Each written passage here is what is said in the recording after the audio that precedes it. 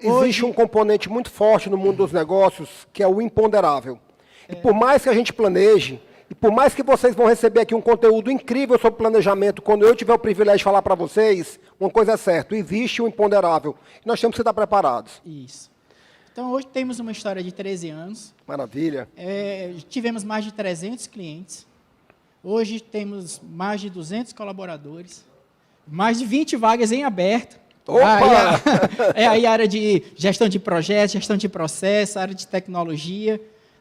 O Grupo Portfólio é formado por 3 empresas. Muito bom. Cada um tem o seu gerente de cada empresa, que cuida de seus resultados, tem sua área comercial, uma área de marketing, área administrativa e financeira que é compartilhada ainda nas 3 empresas, que é a Portfólio Gestão, que atua com consultoria em gestão estratégica, projetos e processos, a Portfólio Tech, que trabalha com inovação, e a Portfólio Formação, que ensina aquilo que a gente faz na área de gestão e na área de tecnologia. Então, vocês fiquem certos agora que eu escolhi o cara certo para falar com a gente, né? Está atuando em 3 frentes diferentes. 3 frentes e que se complementam. Que se complementam. Isso. Ou seja, estratégia aí, né, planejamento. Cássio. Já trabalhamos em mais de 11 bilhões em termos de projetos dos nossos clientes. Que maravilha. Ao longo desses 3 muita anos. grana.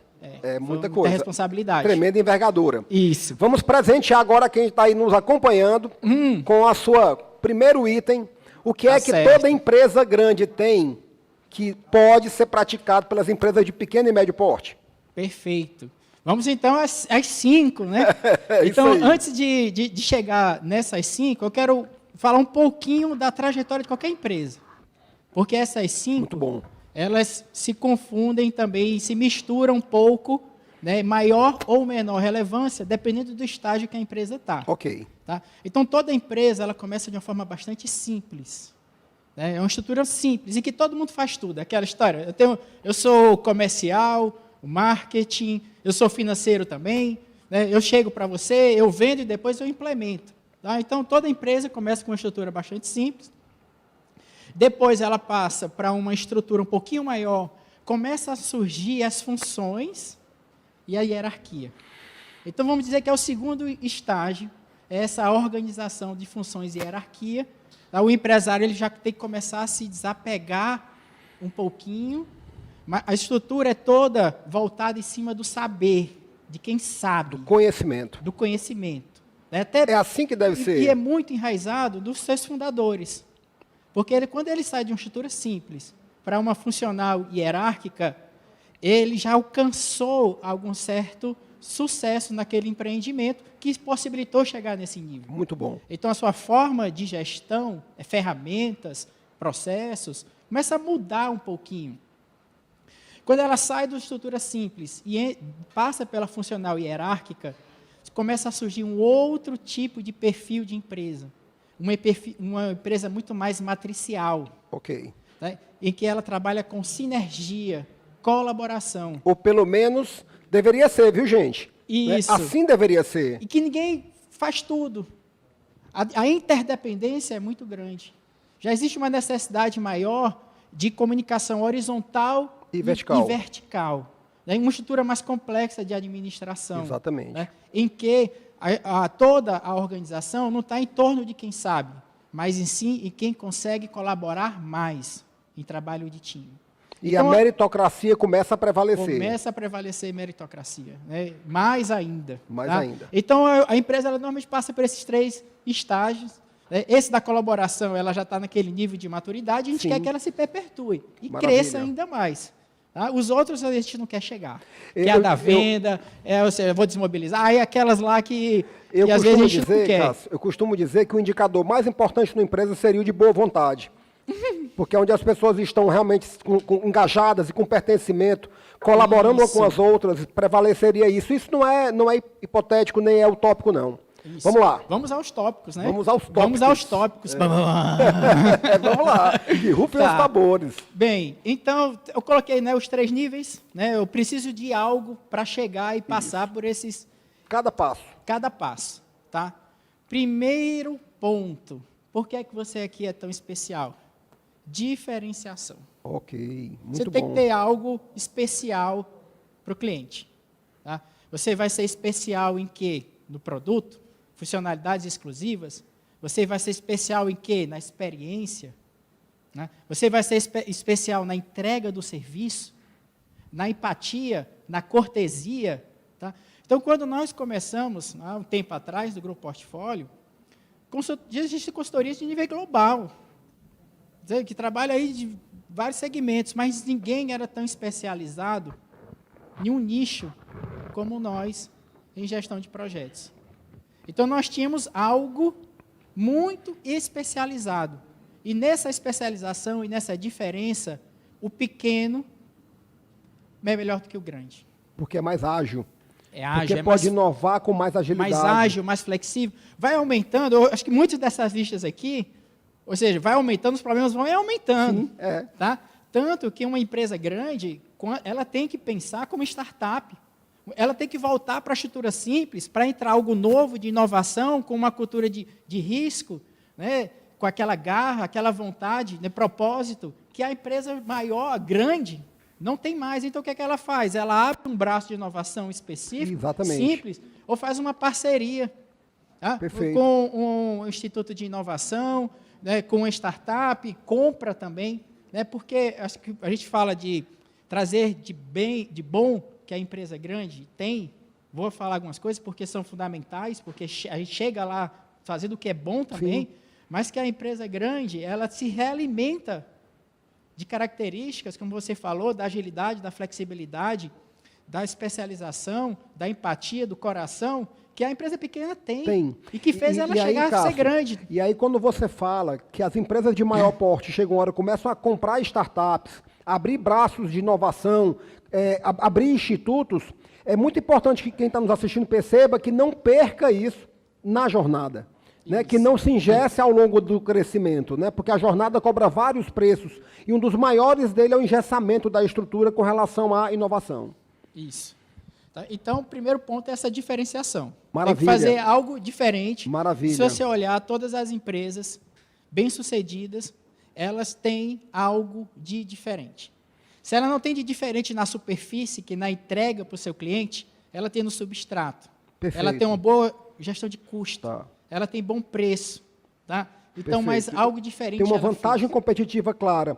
Isso. E, gente, ninguém vai conseguir realmente se sobressair se não for percebido claramente pelo seu público. Né? Então, nós não podíamos ter começado melhor. A diferenciação talvez seja hoje a arma mais à mão do pequeno e médio empresário para ser competitivo. Isso. Né? Você está a uma inovação de dobrar o seu faturamento. A cada dia você precisa pensar isso. Uma inovação que pode dobrar o seu faturamento. A questão é, que inovação é essa? Então, quando nós nos especializamos, nós encontramos um nicho de mercado em que nós éramos melhor do que qualquer empresa. Ok.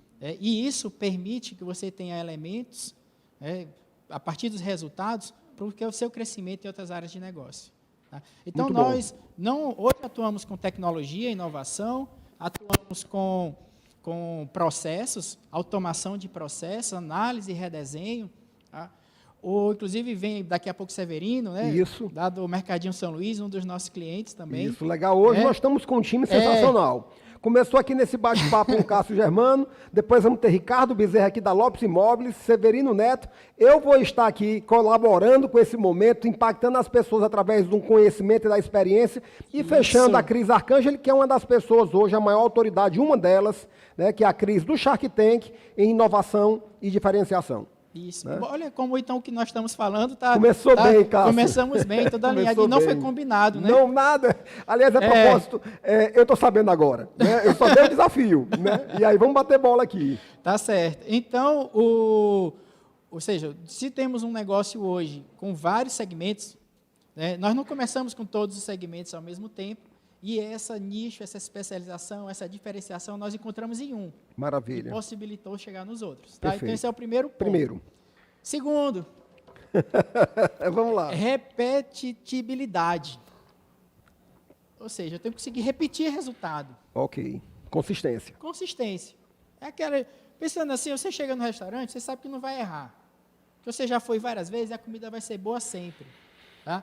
Então, ou seja, essa consistência é você repetir, mas repetir resultados bons. Se eu te comprei, eu vou te comprar de novo. Daqui a pouco chega nos processos, viu? Isso é processo. É isso aí. Para eu conseguir repetir, eu tenho que ter processo. Então, é padrão, é qualidade, é eficiência, é atender a expectativa, é superar a expectativa. Tá? Então, eu tenho que ter essa diferenciação, mas essa diferenciação eu tenho que bater consistentemente. Ok. Tá? Eu não posso ter algum evento de rotatividade na minha empresa e quem sai leva um pedaço da empresa. Em serviços isso é muito comum. Então o cara leva um pedaço da empresa, a empresa perde consistência por causa da perda de 1, 2, 3 funcionários. O processo bem definido leva a essa repetitividade consistente. Isso. É o processo, porque você pode até perder um colaborador, mas o conhecimento é da empresa. É da empresa. É um ativo. É um ativo. E que ativo, né? O maior deles. E esse é um desafio das empresas pequenas. Tá? É você conseguir reter esses talentos, porque uma perda de um conhecimento desse, ele é significativo. Muito significativo. E além do que, quando hoje as empresas não conseguem engajar seus funcionários, há uma percepção clara, e eu vou falar sobre isso, de colocar a culpa nas pessoas, né? E realmente hoje o nível de compromisso muitas vezes é baixo. Isso. Mas a empresa tem que procurar engajar o funcionário, e processos é muito importante no engajamento. Porque o cara chega na empresa, ele sabe que está cumprindo uma missão, e aquela missão é importante para o todo. Isso. Então, inclusive, se eu fosse começar de novo o Grupo Portfólio, há um tempo atrás, eu já pensava a empresa como que se um dia ela fosse grande. Ok. Eu já teria investido em processos desde o começo, eu teria já informatizado já muita coisa, já teria trabalhado melhor toda a parte financeira, contabilidade, CRM, eu pensei assim, não, eu tenho que investir a empresa, mas eu tenho que olhar para o futuro e trazer para logo, não vou esperar errar para depois corrigir. Então, às vezes a gente olha no retrovisor e pensa o que é que poderia ter feito diferente, porque às vezes a gente acha que eu estou criando uma empresa para 1 ano, 2 anos, aí passa 1 ano, 2 anos você não fez, depois se eu tivesse iniciado, eu já teria terminado. Tinha dado mais rápido. Já teria terminado. Então, eu teria começado. E você não imagina que você vai estar com um empreendimento que você vai descontinuar. Tá? Então, eu trouxe isso. Então, é repetitibilidade. Perfeito. Tá certo? É porque eu coloquei o nome maior, mais bonitinho. Tá? Tá bom. Porque eu quero o terceiro, falar de escalabilidade. Escalabilidade. Para a gente manter aí as palavrinhas. Tá bom. Tá? E aí você vai gravando, né? Diferenciação, repetitibilidade e escalabilidade. Porque eu preciso conseguir repetir o meu processo, a minha entrega, a minha qualidade, meu padrão, para eu poder escalar. Aí é que fica bom o negócio. Porque eu cresço. Aí os ganhos passam a ser exponenciais. Né? Você não tem que dobrar de estrutura para dobrar seu faturamento, porque você começou a escalar. Então, o passo anterior é muito importante.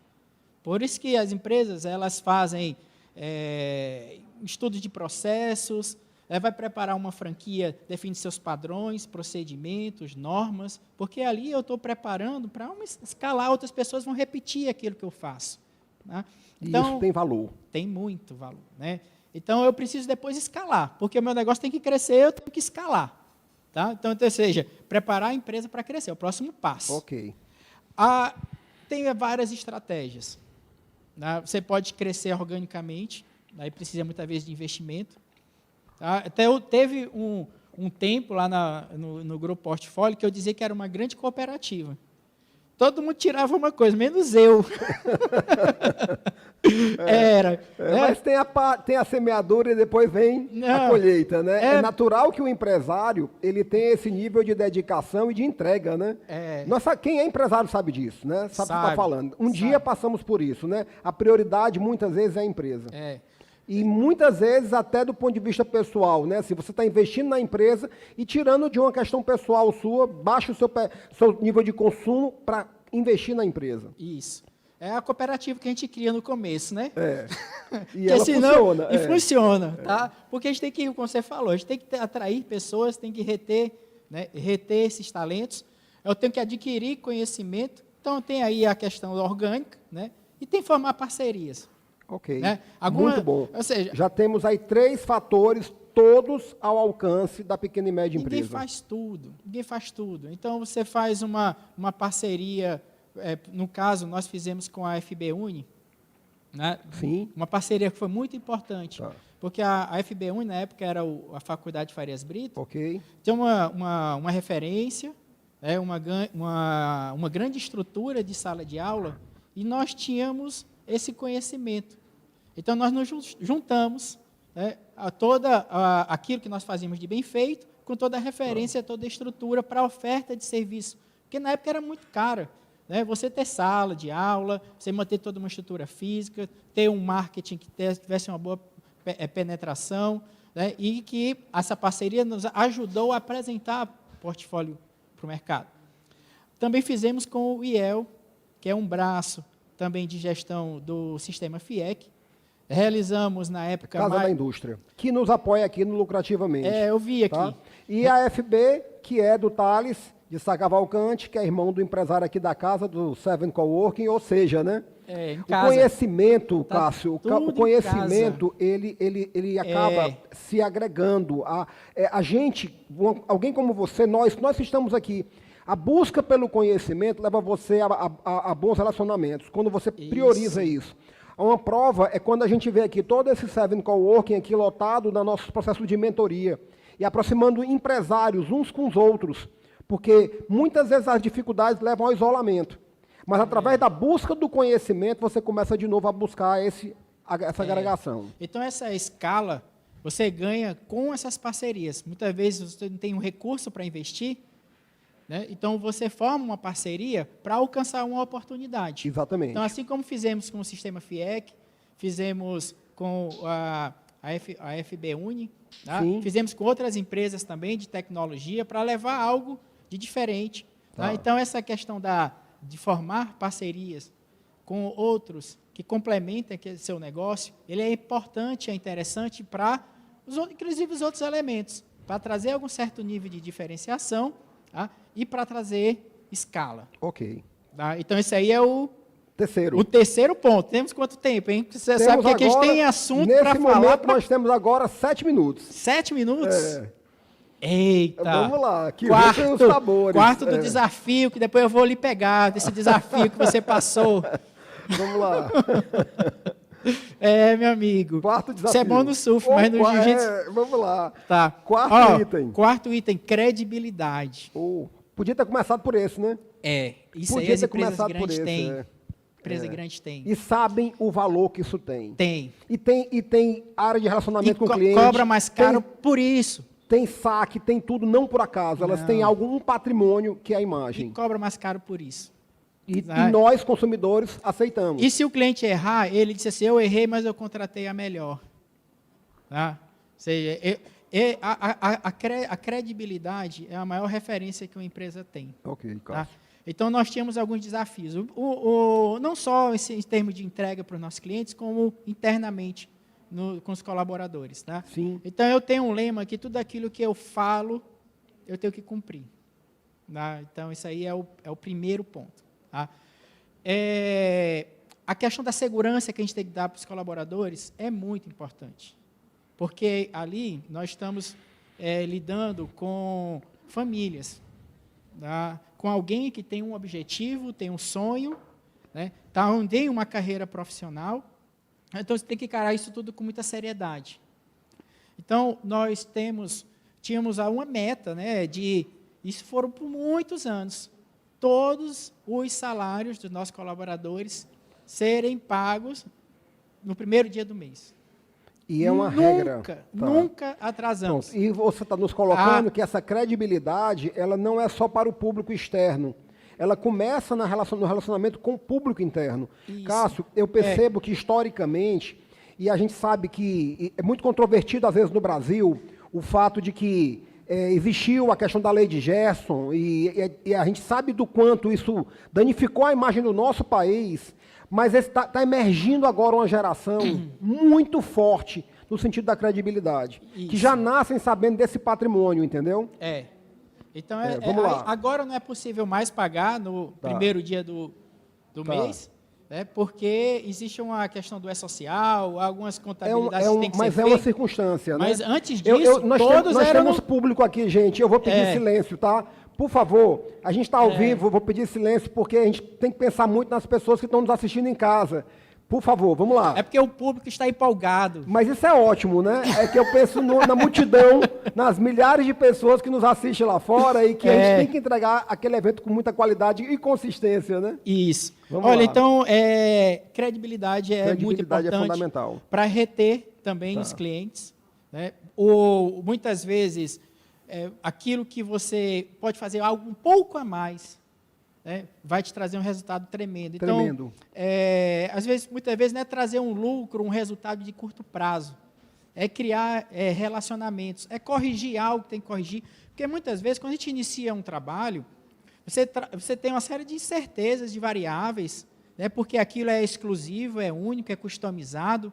Você imagina um prazo, imagina um orçamento, mas, muitas vezes, aquilo não vem a se concretizar. Mas, naquele momento, você tem que se doar um pouquinho para manter uma credibilidade em cima da sua entrega, para se tornar uma referência para outros trabalhos. Maravilha. Então, essa credibilidade é importante e as empresas, elas buscam fornecedores, parceiros que são grandes, por essa questão da credibilidade, que não encontram muitas vezes das empresas pequenas. E aí fica uma sugestão, né?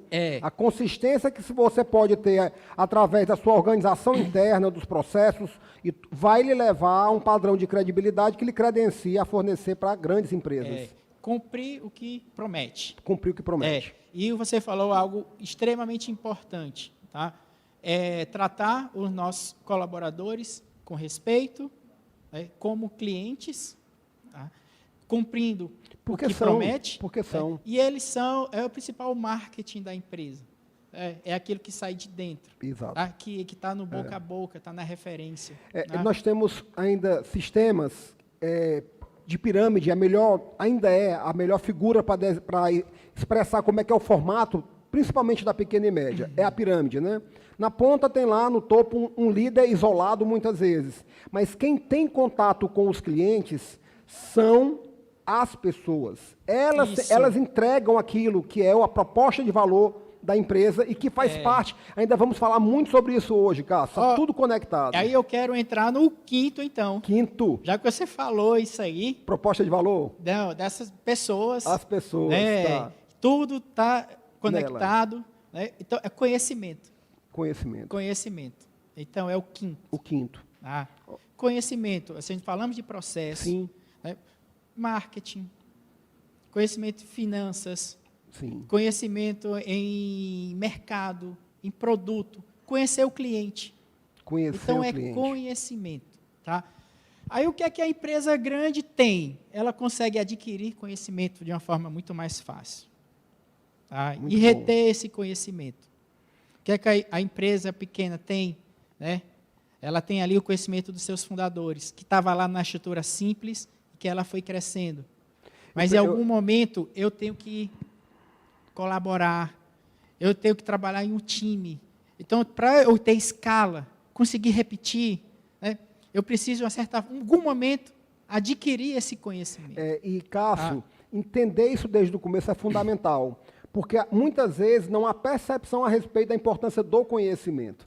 Né? E aí você coloca no final, como quinto ponto, aquele que está mais acessível para todo empresário. O conhecimento hoje está acessível para todo empresário.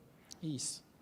E aí, em cima dessa questão do conhecimento, a gente corre um risco. Sim. Né, porque você começa a ter que compartilhar o seu conhecimento também. Porque a empresa precisa crescer. Ok. Tá? E, nesse ponto, nós fomos muito bem-sucedidos em ter colaboradores que estavam conectados, né, com o mesmo propósito, né, de construir a empresa. Tá? Então, eu doei também conhecimento, como eu também recebi bastante conhecimento. É um processo contínuo. Na época, sabe que a gente sempre corre esse risco, porque, principalmente na área de consultoria, né, aquilo que você vende, aquilo que você sabe, no momento que você compartilha, outras pessoas podem replicar também. Sim. Eu entendi isso como um risco do negócio e algo que eu precisava ter se eu quisesse que o momento crescer. Tá. E as pessoas boas, elas ficam. Tá? Perfeito, maravilha. Então, esse conhecimento, né, que ele está representado nos processos, né, uma empresa ela precisa ter. Tá? A empresa grande consegue, pela toda a sua diversidade, sua capacidade de contratar. Sim. Né, e a empresa pequena tem, aí, muitas vezes, a maior dificuldade em manter isso. Então, isso é fundamental. Fundamental. Uma plataforma como essa que você tem, então, ela é extremamente salutar, né, pelos empresários, principalmente pequenas e médias empresas, que precisam de alguma aceleração. Aceleração e complementar as suas lacunas em algumas áreas, porque ninguém sabe tudo. Cássio, a gente nunca sabe exatamente, ninguém sabe tudo, e a gente não sabe muitas vezes o momento que o empresário está passando, né? E você pode estar em qualquer estágio, você pode estar naquela situação onde você pode ainda, deixa eu resolver isso aqui, que você pode ainda estar com a água acima do nariz, mas a solução passa pelo que foi dito aqui.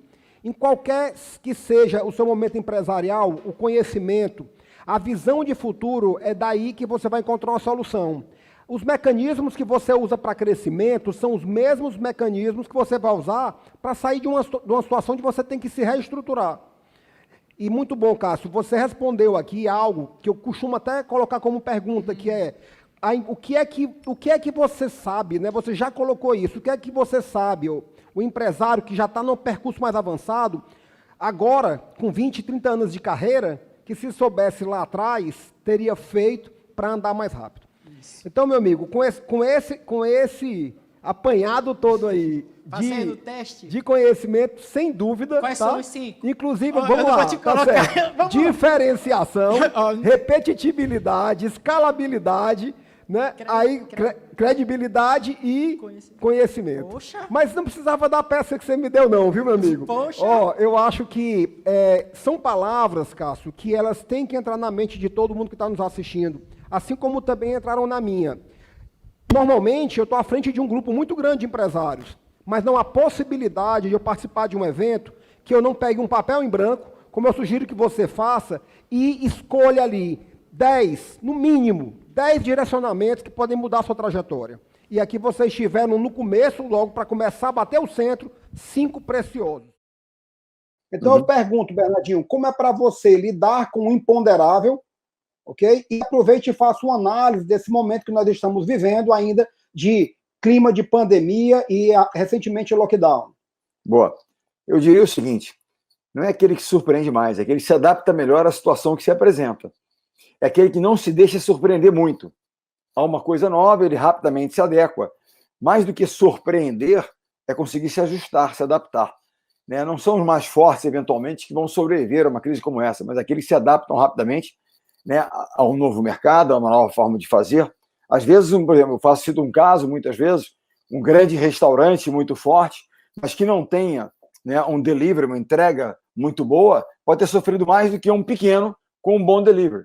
Então, com uma boa entrega. Então, você veja, eu estou comparando 2 negócios, um mais forte, maior, muito presencial. Quando você tem um lockdown que você tem que fechar, aquele que era menor, mas que já tenha a ferramenta do e-commerce, ele já tem a capacidade de entrega diferente, ele consegue se ajustar e sobreviver. O grande, muitas vezes, mais lento, pouco criativo, ou com pouca capacidade de adaptação, acaba, né, nesse caso específico que eu estou citando, sofrendo mais. E há vários exemplos dessa natureza. Então, acho que o mais importante é você conseguir se adaptar, né, às situações e às mudanças. O mundo é um mundo VUCA. O que é o VUCA? É de volátil, incerto, complexo e ambíguo. Ou seja, então, você tem que ser ágil, capaz de se adaptar às questões todas. Né? Então, o mundo exige isso hoje. A pandemia, obviamente, acelerou, agravou essa necessidade. Mas, de qualquer forma, ele já vinha sendo antes. Ele ficou um VUCA ao quadrado com a chegada da pandemia, mas anteriormente já existia. Portanto, essa capacidade... E a mesma coisa, vou citar um exemplo para você. Nós começamos a Olimpíada de 2016 no Rio, nós perdemos um jogo para a Itália. Perdemos um jogo para a Itália e nós depois tivemos 7 jogos para estudá-los e nos adaptar a uma nova formação que eles tinham proposto nas Olimpíadas e ganhamos a final contra a Itália. A nossa adaptação, adequação a alguma mudança que eles tinham feito. Eles não se adequaram a nós nos adequamos a eles e acabamos vencendo quem havia nos vencido.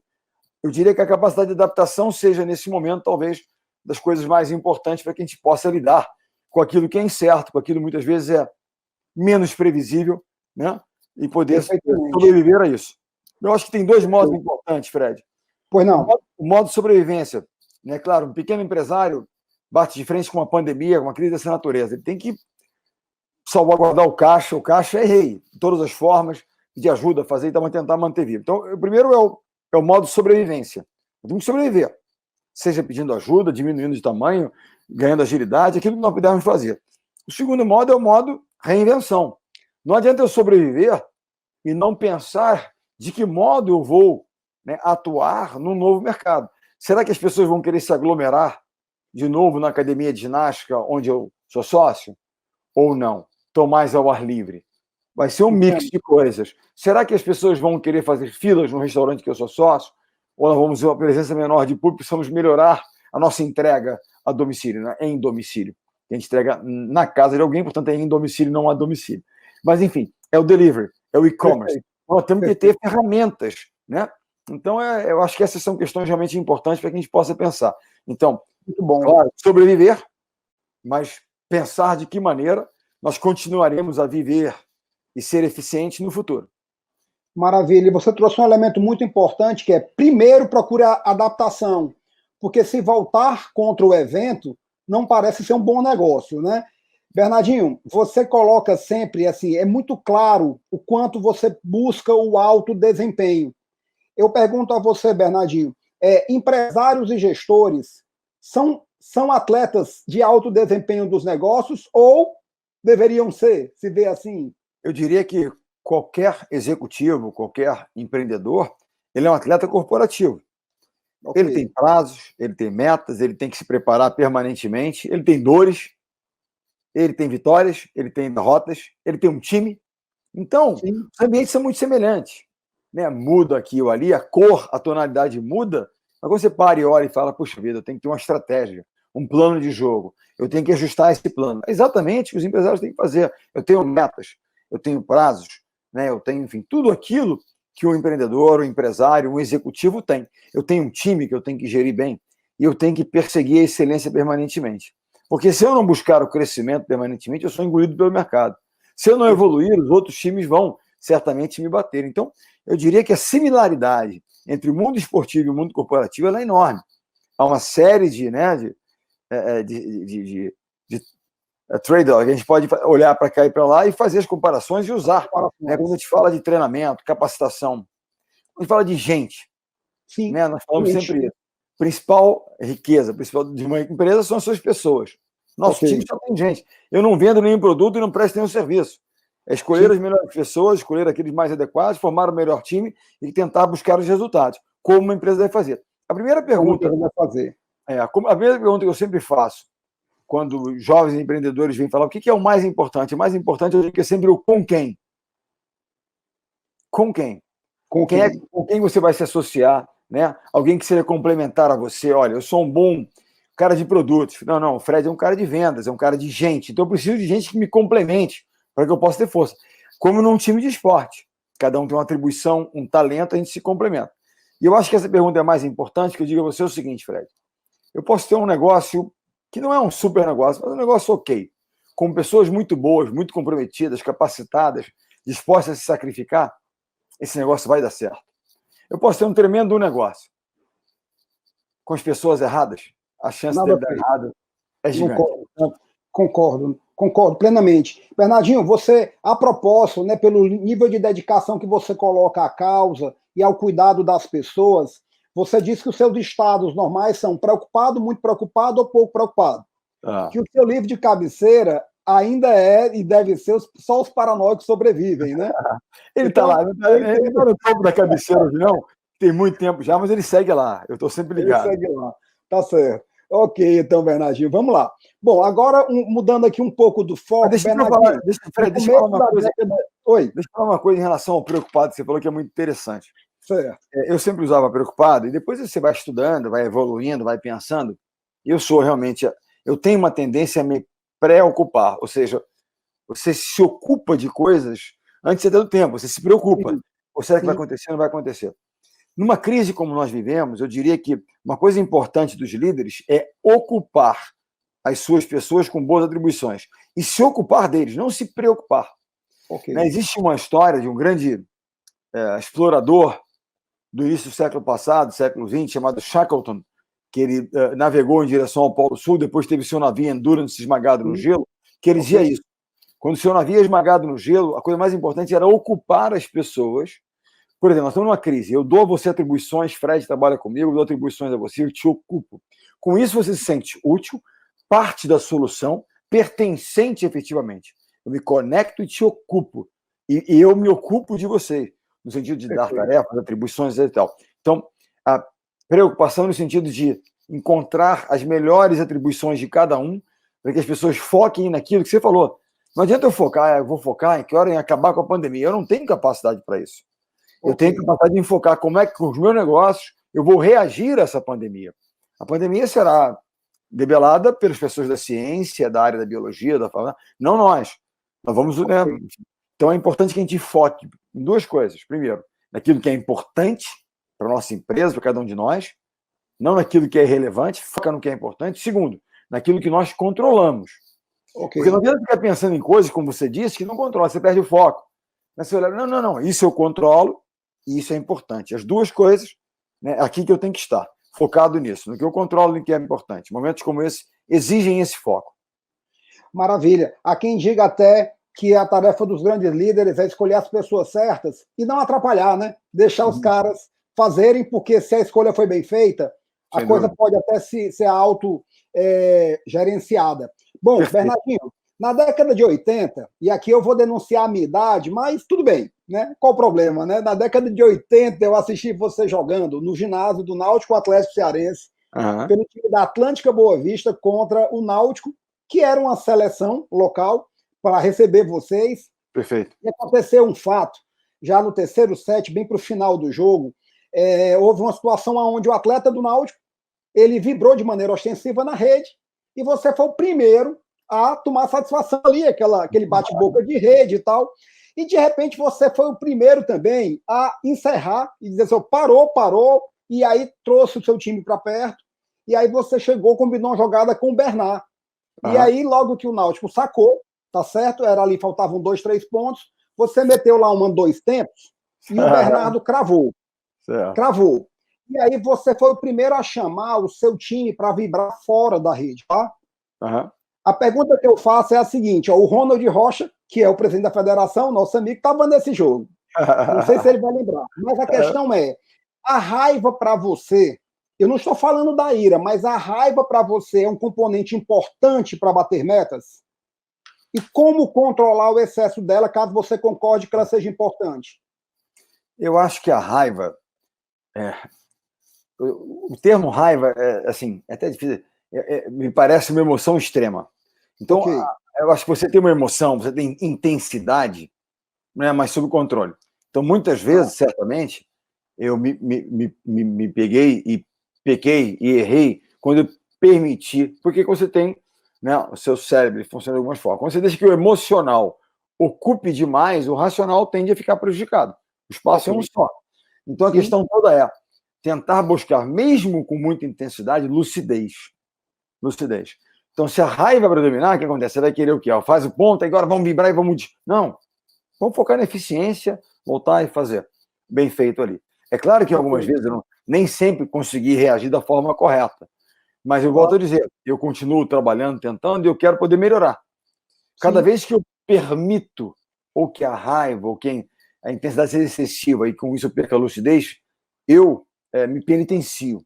Eu não fico bem quando eu falo, porque eu perdi a lucidez. Né? Então eu acho que sim, raiva talvez não seja o tema, mas a intensidade, o inconformismo de fazer melhor, eu acho que é algo muito importante para você continuar crescendo e batendo metas. Né? Eu diria a garra. Né? Tem um livro até chamado Grit, Garra, em português, que fala sobre isso, que as pessoas, muito mais do que o talento tal, é uma combinação de paixão, intensidade, determinação, que faz com que as pessoas se tornem pessoas excepcionais nas suas áreas.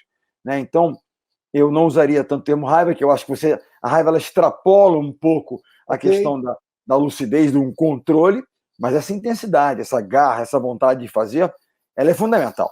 Fundamental. Eu acho que... Porque ela é movida, é a paixão que te move. Eu digo sempre isso, Fred, tem dois pilares da motivação. As pessoas fazem o que fazem por dois motivos fundamentais.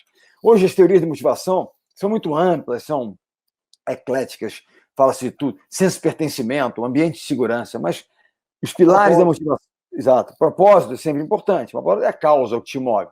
Dois são os pilares fundamentais. Primeiro, a necessidade. Eu preciso, eu vou correr atrás. Vamos pensar, temos uma empresa, tem uma área nossa que está, poxa, monta uma força-tarefa, dedica tempo, vamos virar à noite, nós vamos transformar aquela situação. Tem um fundamento da equipe, não está bom, você vai trabalhar, melhorar. A pessoa que precisa, Fred, minha família está passando fome e tal, ele vai virar à noite vendendo, fazendo, porque ele precisa. Necessidade é o primeiro pilar. O segundo pilar é a paixão. A paixão que nos move, a paixão pelo processo. A paixão e o amor por um propósito maior. Necessidade e paixão é o que move as pessoas, sem isso não há solução. Você falou uma coisa muito interessante sobre contratar e escolher os melhores. Steve Jobs dizia isso. Sim. Que sentido tem eu escolher os melhores, formar uma grande equipe e querer ficar interferindo? Não é verdade? Né? Eu tenho que dar espaço para que eles façam. Eles são melhores do que eu naquilo que eles fazem. Agora, então me diz aí, Bernardinho, você falou do Simon Sinek, né, que se celebrizou pelo Círculo Dourado e continua colocando conteúdos fantásticos, Perfeito. como do Jogo Infinito. E dentro da linha do aprendizado, o que é que os talentosos teriam a aprender com os dedicados e o que é que os dedicados podem aprender com os talentosos?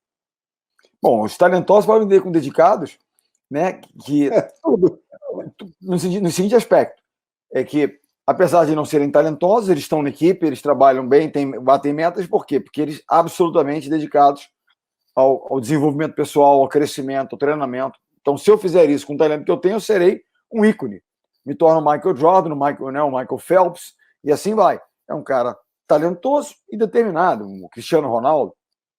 Dizem as pessoas, inclusive, que Cristiano Ronaldo tem muito mais determinação e disciplina do que de talento. Ele tem uma grande dose de talento, mas não é que seja o mais talentoso dos jogadores. Segundo as pessoas que o conhecem um pouco mais. Agora, o que o talentoso pode aprender por determinado?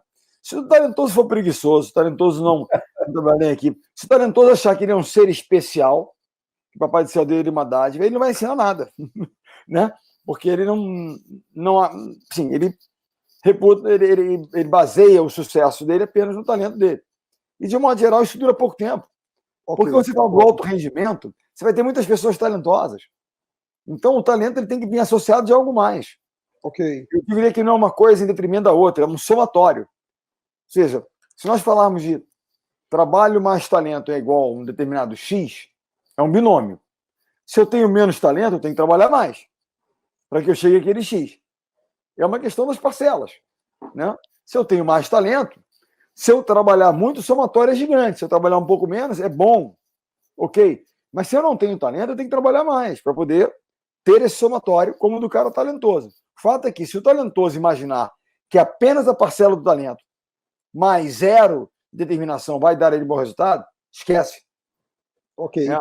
O pouco talentoso, com alguma dose de talento e muita determinação, tende, no longo prazo, né, ao longo tempo.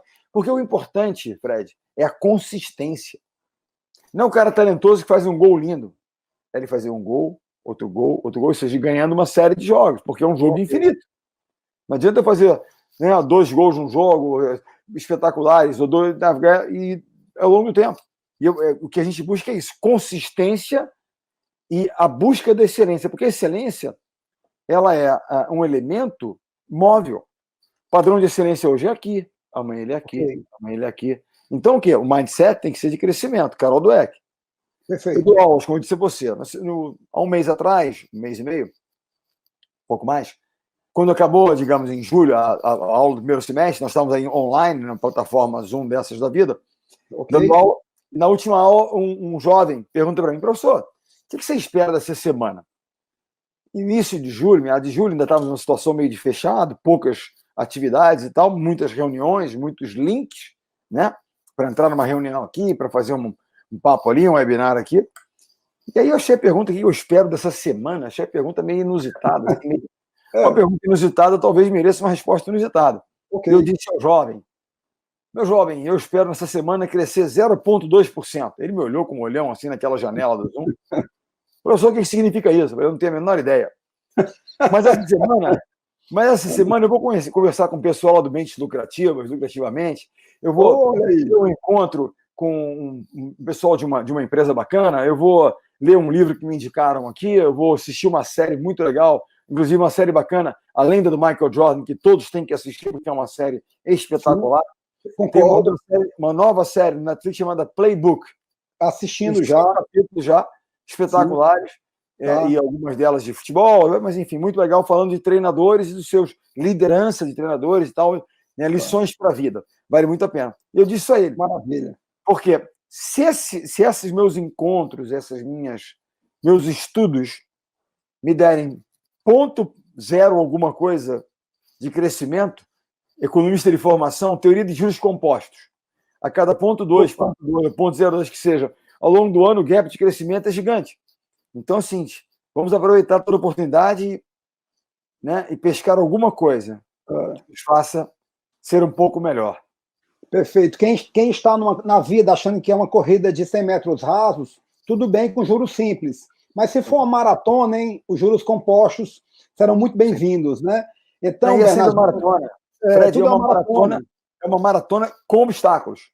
Tudo ótimo. Concordo 100%. 100%. A sua resposta, Bernardinho, com relação à questão dos talentosos e dos esforçados, e realmente...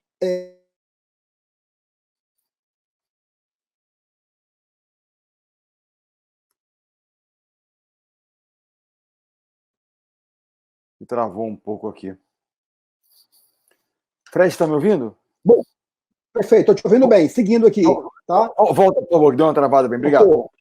Volta lá. Pronto, então vamos lá. Eu dizendo que a sua resposta me respondeu claramente algo que eu já tinha entendido lá atrás, quando você teve aquela situação delicada do corte do Bernardinho, né? E um cara extremamente talentoso, né? Inegavelmente, e hoje é uma situação superada, mas você teve um posicionamento como líder, né? E aí você citou agora o Playbook, que é realmente algo que todo mundo tem que assistir, em que o treinador de tênis lá da Serena Williams, ele se posicionou dizendo, olha, um mentor, um treinador, tem que ter a coragem de tomar atitudes e estar pronto para ser demitido a qualquer momento. Porque senão ele nunca vai ser reconhecido pela sua também autoridade, pelo seu conhecimento e compromisso. Então, algum outro momento delicado como aquele já vivenciado, Bernardinho, que você queira trazer para nós, aonde você teve que fazer uma clara posição pela sua convicção de líder? Eu trabalho com pessoas que são esforçadas, talentosas se possível, mas esforçadas.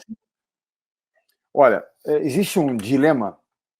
Eu diria que eu nunca fiz um curso em Harvard, já li muito material de lá, gostaria de fazer um curso algum dia lá, um curso mais curto e tal, para poder até viver aquele ambiente acadêmico, né, tão especial. Há dois dilemas que são muito interessantes, que devem ser estudados para reflexão. O primeiro é, você citou, desempenho e cultura. Todo ambiente tem uma cultura, valores. Ok. A sua empresa tem valores claros. Se as pessoas não estiverem alinhadas aos nossos valores, da nossa empresa, do nosso time, elas não devem estar aqui. Porque um time é formado por pessoas com talentos complementares, funções, mas com um alinhamento muito claro de princípios, de propósito. Isso faz um time ser um time. Sim. O que eu digo de cultura e entrega, desempenho?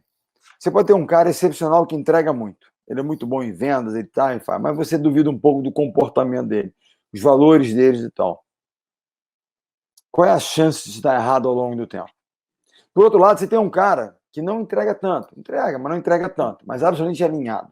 Você pode manter um dos dois só. Quem você mantém? Opa! Essa é a minha pergunta. A resposta está clara. É o segundo. Não tenho dúvida.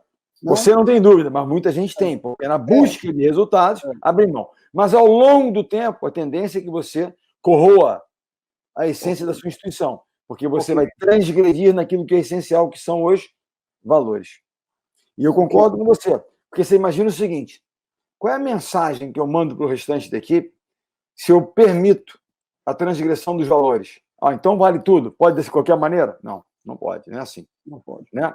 Segunda coisa, é menos difícil mudar, treinar, capacitar tecnicamente alguém do que transformar os valores de uma pessoa. Sim. Portanto, o segundo dilema que muitas empresas que crescem devem se preocupar, digamos, nós montamos uma pequena empresa. Sou eu, você, Fred, o Radamés, o Ronald, montamos uma pequena empresa. Temos alinhamento de valores e tal, estamos juntos aqui. Daqui a pouco essa empresa começa a crescer. Temos lá 100, 200, 1000 pessoas. Como é que nós mantemos a cultura da empresa? Né? Ela se alarga. A possibilidade desses valores acabarem se dissipando, porque são tantas pessoas, né? Ela é grande.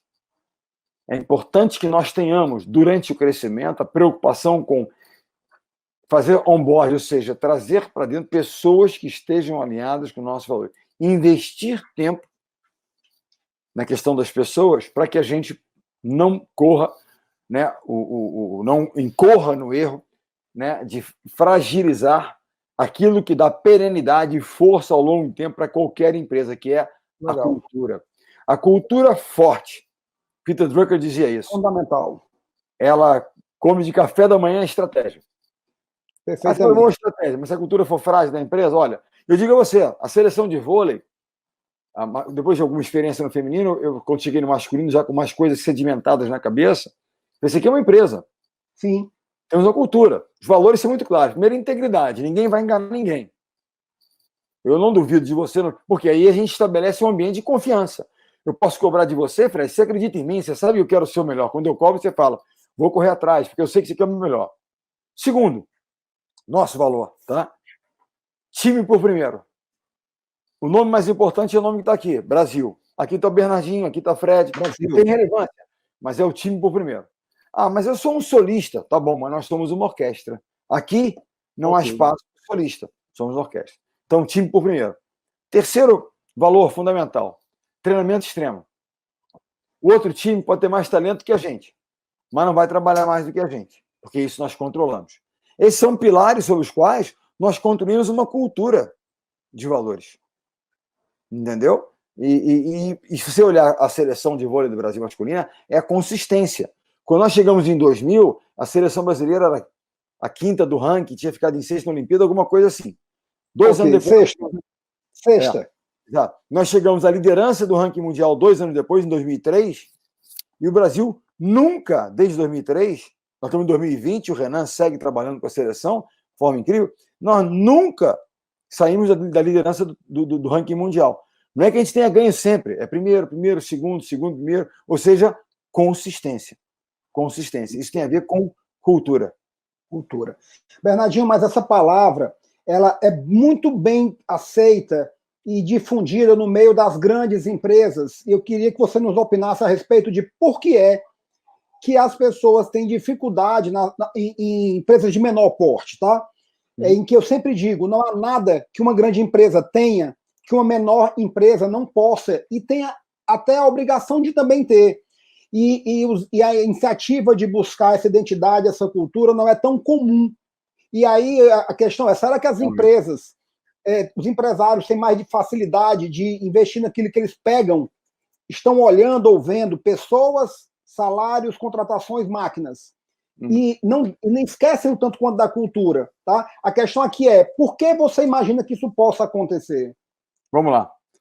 Olha só, eu entrei há 30 anos atrás de sócio num pequeno restaurante do Rio de Janeiro, hoje são 9 casas, éramos 10, mas fechamos uma em função de o nosso locatário lá, locadora, ele enrijeceu, não queria negociar, ok, fechamos a loja, e vamos abrir outra, Delírio Tropical. Então, seria o seguinte, bom, pequeno restaurante, negócio. Vou falar para você, a cultura do trabalho, cultura da integridade, os nossos sócios fundadores, pessoas que tinham muito claro isso. E as pessoas que lá trabalham, que lá trabalharam, que trabalham, que muitos são já de décadas lá, são claramente alinhados com nossos valores. Então, um pequeno restaurante e tinha uma cultura. Vou dar um exemplo para você. Uma das coisas que nós privilegiamos não é apenas a boa qualidade do produto, um preço justo. Isso é o nosso negócio. Uma boa qualidade de produto com preço justo. Mas nós privilegiamos mais o atendimento. Relacionamento com o cliente, o atendimento. Um dia, uma amiga me liga, ela tem também um restaurante, meio concorrente, mas são um concorrente no mercado, pessoas maravilhosas, um tremendo negócio que eles têm também. Me liga, pô, Bernardo, Eu vou lá no restaurante de vocês, no Delírio, é incrível. Estão aquelas moças atrás do balcão com um sorriso enorme no rosto, etc., naquela confusão. Como é que vocês treinam aquelas meninas? Né? E eu falei para ela, olha, a gente não treina o sorriso, a gente contrata pelo sorriso. Ou seja, a nossa cultura, legal. ela exige o quê? É servir, né? É encantar o cliente. Para isso, você tem que ter um sorriso, você tem que ter a gentileza, né? Para você se doar às pessoas, né? Encantar as pessoas. Então, o sorriso, a gentileza. Então, a gente contrata. Se a pessoa chega com um sorriso gentil, vem cá, agora eu vou te ensinar a servir o prato, vou te ensinar a fazer o hard skill, a técnica. Mas você vê que para nós é essencial para quem vai servir. Você imagina você servir 1000 pessoas durante um dia no restaurante. Se você não tiver o espírito, o sorriso estampado, e olha que interessante, quando há o lockdown, que a gente não tinha mais o restaurante, a gente tinha que entregar em casa, como é que nós levamos numa sacola o sorriso para casa das pessoas que nos contratam? Como? Sempre com um mimo, um bilhete, Legal. um docinho, Legal. entendeu? Alguma coisa que a legal. pessoa abrisse, ela... Ah, que bacana. Quando vocês não podiam sorrir, vocês despertavam o sorriso. Exatamente. Alguma coisa que os remetesse a uma gentileza, a uma delicadeza, a um carinho. Mas essa é cultura. Isso é cultura de um pequeno negócio. Começou com uma lojinha. E aquilo foi estabelecido. Por que tem mais de 30 anos hoje? Pela cultura. Se nós abrirmos mão disso, contratamos qualquer um, não, ele é bom, ele é rápido, mas ele fica lá, cara amarrado. Não é o nosso negócio. Então, ele não entendeu. Ele não entendeu a cultura. Não, ele não, mas se diz, ele não está alinhado, ele não pode estar lá. Ele não pode estar lá. Nós temos que investir tempo para conhecer as pessoas que se adequam à nossa cultura. E eu digo mais, não tem tamanho. Estou com um time novo, né? Agora é Sesc Flamengo, nosso time aqui do Rio. Nós estamos pactuando os valores, tem alguns que são essenciais. Eu olho para um quadrinho que a gente, né, vai desenhar com os nossos valores. Qualquer coisa que eu fizer, se não contrariar aquilo, está tudo certo. Se de alguma maneira contrariar aquilo que são as nossas crenças fundamentais, não faça. Que você vai estar, né, corroendo um pouco da cultura. E isso é essencial. Serve para qualquer tamanho, Fred. Pouco importa o tamanho. Eu vou dizer, eu tenho um carrinho de pipoca. Aí comprei um outro carrinho de pipoca que tem um outro cara fazendo. O que eu quero fazer? Eu quero ser simpático, levar um sorriso para a criança, para cá, para lá e tal. Para que eu possa crescer. Esse é o meu diferencial, porque pipoca vários vendem. Mas qual é o meu diferencial? Sim. É o carinho, é o atendimento, o que é que seja, você vai dizer. Mas se aquela pessoa não estiver alinhada com os nossos princípios, com a cultura da nossa pequena empresa, de 2 carrinhos de pipoca, vai dar errado. Agora, se esse carrinho de pipoca realmente foi encantador, teremos 2, 3, 4. E vamos inovando, vamos crescendo, com um sorriso, o que é que seja, serve para tudo. Tudo. A minha atividade principal, Bernardinho, é trabalhar com mentoria para empresários, gestores, e eu sempre procuro sugerir que todo o processo tem que começar dando uns 2, 3 passos para trás. Se não houver um alinhamento da cultura da empresa e com os colaboradores, o mínimo de interseção, esqueça atingimento de metas com consistência, esqueça um clima organizacional construtivo, edificador, e assim, normalmente as pessoas, quando têm, elas costumam deixar isso nas paredes, em quadros, ou seja, não adianta só ter escrito, tem que disseminar, porque senão é ter, mas não ter. Eu tive uma live com uma senhora chamada Carolyn Taylor. Ela é uma estudiosa de cultura, ela é inglesa de nascimento, faz as maiores empresas do mundo, no Brasil, Vale, BBA e tal. Enfim, ela trabalha de cultura, fundamentalmente de cultura, ArcelorMittal. E aí, ela tem um livro chamado Walk the Talk, ou seja, faça aquilo que está escrito ou que você fala. Não adianta eu só, olha, eu digo isso, mas depois na hora de fazer, é complicado. E não é fácil, colocar aquilo ali e depois, né, realmente agir conforme que tem que fazer. Você acha que cortar um grande jogador porque de alguma maneira não está respeitando a nossa cultura? Presta atenção, isso não tem a ver com o caráter da pessoa. A pessoa pode ser um ótimo caráter, mas se está desalinhado, exato, se está desalinhado com aquilo que são os nossos valores, Olha, eu sou um solista, quero tocar sozinho. Não tem problema. Você vai tocar num outro lugar. Aqui nós temos orquestra. Entendeu? Então, essa é a nossa cultura, é time. Não tem nenhum problema ele querer ser um solista. É justo, é legítimo, né? Mas não serve aqui. Não vai se encaixar aqui.